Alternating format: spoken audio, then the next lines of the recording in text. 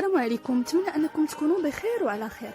جيت اليوم باش نتناقش معكم التداعيات ولا التاثيرات اللي عطاتها لنا هذه الازمه ديال كورونا على مختلف القطاعات الاقتصاديه، وكيفاش خصنا نستافدوا منها باش يكون لو بيزنس ديالنا ناجح.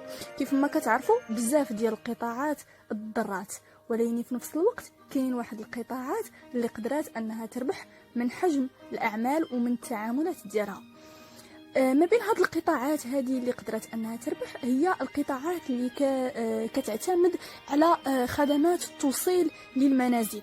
وواحد الدراسه اللي دارتها نيلسون كتاكد انه لو اي كوميرس او التجاره الالكترونيه قدرت انها تعرف واحد الديناميكيه اللي هي عاليه بواحد لو بيك دوغمونطاسيون، يعني واحد النسبه ديال الارتفاع والنمو ديال اكثر من 15% في ظرف في هاد الظروف اللي كنعيشوا. كاين كذلك القطاع ديال لي سوليوشن ديماتيرياليزي، يعني الحلول اللي كتخولنا اننا نشريو عن بعد ولا اننا نخلصوا عن بعد.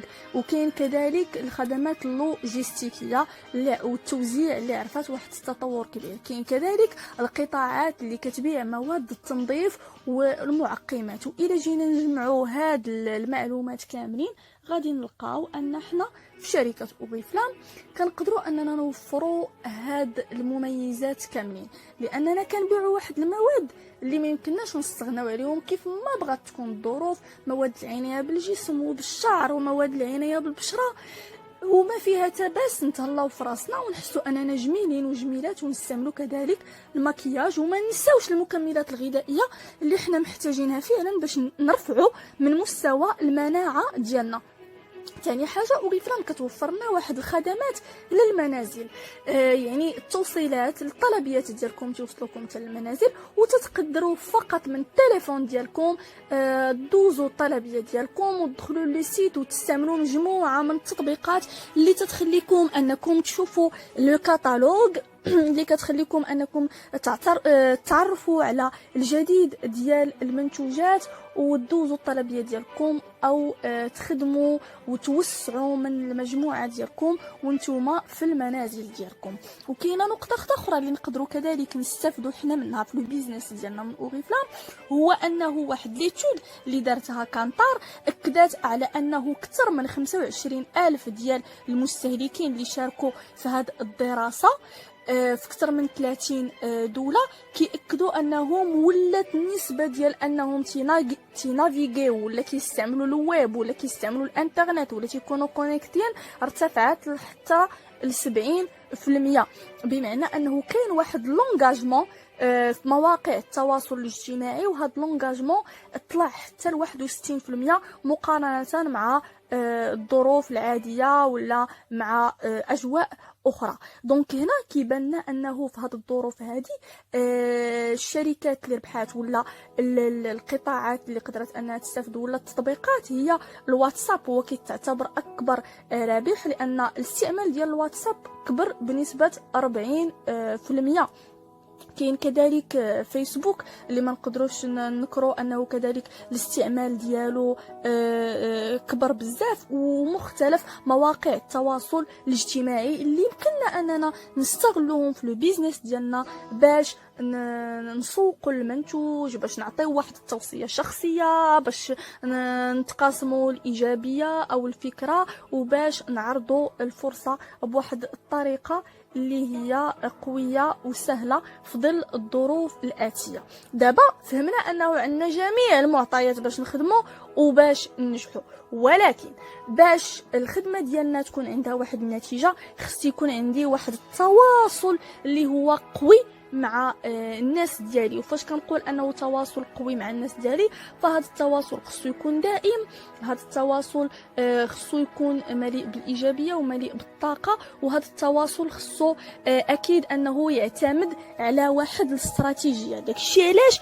المستشار والمسوق الشبكي الناجح هو اللي خصو يبين للزبون ديالو ولا العميل ديالو ان اللي كيقدم له هو فعلا مفيد، وانه كيساعده باش يحل مشكله من المشكلات اللي عنده. واثناء كل اتصال خصني كمستشار نحاول انني نفهم الشخص اللي قدامي ونساعده باش انه يعبر على الاحتياج ديالو، ونعطيه كم هائل من الطاقه والتحفيز، ونفسر له كيفاش حتى انا كيف ما كنعيش في هذه الظروف، ولكني قدرت انني نكون ايجابي ونخدم من المنزل ديالي ويدخلني واحد الربح. داكشي علاش لو فولو اب ولو سويفي مهم بزاف انهم ديروه مع ناسكم بواحد الطريقه اللي هي صحيحه وبواحد الطريقه اللي هي مهنيه. وباش هاد الطريقه تكون صحيحه الا بغيت نديرها، دونك خصني نعتمد على واحد المجموعه ديال المراحل. اول نقطه هي خصني نوضع تخطيط لهاد العمليات الاتصال اللي غادي ندير. دونك تندير واحد لو بلانين، كندير واحد المتابعه اللي هي فعاله، وكنتاكد من انه غادي نتبع كل مرحله والنوعيه ديال الاشخاص اللي غادي نتصل بهم، وكيف ما غادي نوريكم من بعد واش هادو اعضاء اللي هما جدد، واش هادو اعضاء اللي هما فقط دي بروسبي، واش هاد الاعضاء هما ناس وما بقاوش حيويين يعني غير نشيطين الفتره لمده شهر لمده شهرين او الاكثر. دونك خصني نحدد هاد النوعيه ديال الناس باش نعرف شنو هو الاسلوب اللي غادي نقدر انني نتواصل معاهم به، ونقدر انني نوصل لهم لو ميساج ديالي. نقطه كذلك اللي هي مهمه، والمرحله الثانيه خصني نبني واحد المسارات العلاقه ديالي مع الزبون. دونك نختار الوقت اللي غادي نعيطو، الطريقه اللي كتعجبو. كاين اللي كيبغي ميساج، كاين اللي كيبغي الصوت، وما كاينش ما احسن من الصوت ومن الاتصال ومن النبره ديال الصوت. وخصني نكون عارف داك الشخص شنو اللي غادي يسبب له ازعاج باش ما يحسش بواحد النوع من التطفل وبان الاسلوب ديالي كيزعجو. دونك خصني كذلك نختار واحد الوقت معين ونختار الكلمه اللي غادي تناسب داك الزبون او داك الشخص باش ما نتقلش عليه. وخصني كذلك نعتمد على ثقافه السمع ونسمعو باش نفهم شنو الاحتياج ديالو، شنو اللي يمكن يعني ما مخليهش انه مثلا يدوز الطلبيه، ولا شنو هما الصعوبات اللي كيلاقي باش انا نقدم له واحد المجموعه من الحلول اللي هي مهمه. دونك هذا التواصل يقدر يكون بايميل، بميساج، بالتليفون. نختار الطريقه اللي غادي تناسب داك الشخص. من بعد منها كتجي واحد المرحله اللي هي مهمه، اللي هي نختار القناه ديال التواصل ديالي، وهاد القناه اللي هي تكون فعاله وتعطيني واحد النتيجه. ودائما نخدم ولا نستغل واحد المحفزات ذهنيه اللي هي ذكيه. يعني داك الشخص غادي نحاول انني نفهمه، ونحاول انني نحلله باش نعرف شنو هو اللي غيبغي يسمع اكثر. مثلا نقدر هاد الشخص غادي نعيطلو باش غادي نخبرو بواحد العروض اللي ما غيبقاوش واحد المده اللي هي طويله. دونك غادي نخلق له واحد التحفيز في الدماغ ديالو انه كاين واحد الندره ان هاد العرض راه هاد الخصم ولا هاد العرض راه ما غيكونش دائما، وان هاد المنتج راه عليه الطلب، باش يحس انه وكاينين الناس اللي كيدوزوه باش يحس هو انه حتى هو خصو يدوز لاكسيون ويتجاهل داك الرسائل اللي كيصيفطها له الدماغ ديالو بانه ما يتوقفش وما يدير حتى شي حاجه.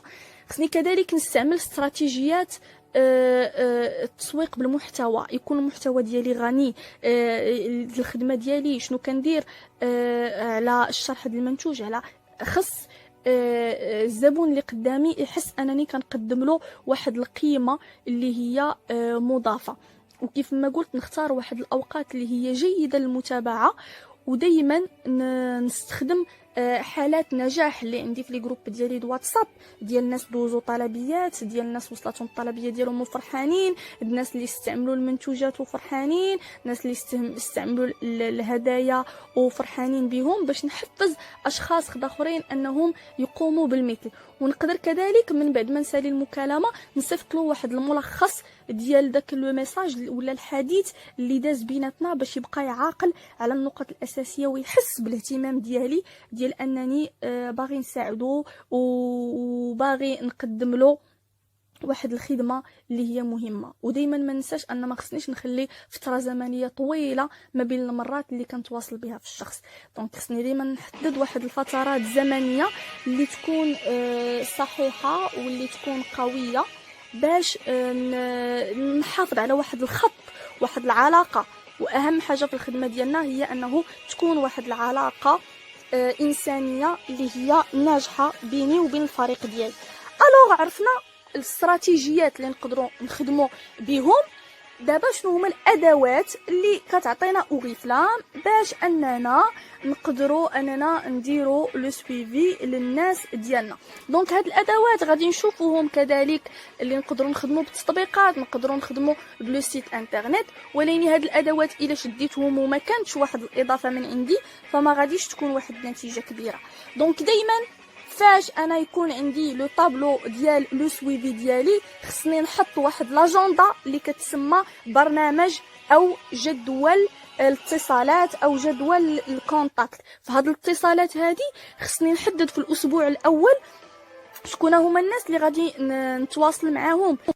ودائما قبل ما يسالي عليا الشهر خصني ضروري نرجع انني نتواصل مع داك الناس كاملين باش نعرف كل واحد شنو قدر يحقق، واش كمل الاهداف ديالو، وشنو هما المشاكل اللي مازالين عنده باش نقدر انني نعاونو.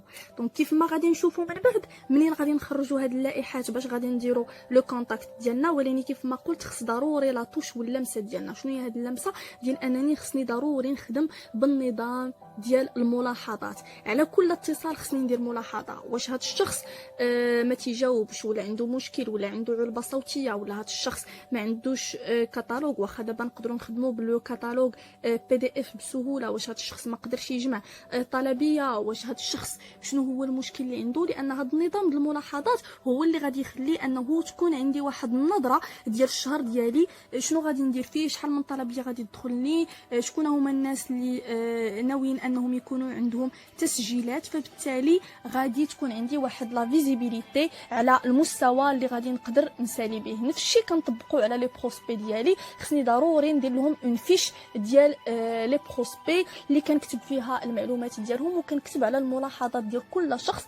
ومن الاحسن هاد الملاحظات اللي هما نقاط اللي بانوا لي في هاد الاشخاص، علاش كيقلبوا، واش باغيين استهلاك شخصي، واش هاد الاشخاص عجبتهم الفرصه، واش هاد الاشخاص باغيين يخرجوا من الملل، واش هاد الاشخاص باغيين ربح. باش ضروري كنخدم على هادوك هما المفاتيح اللي غادي يخليوني انني نشجع هاد الاشخاص باش ينجحوا وباش يستمروا معايا.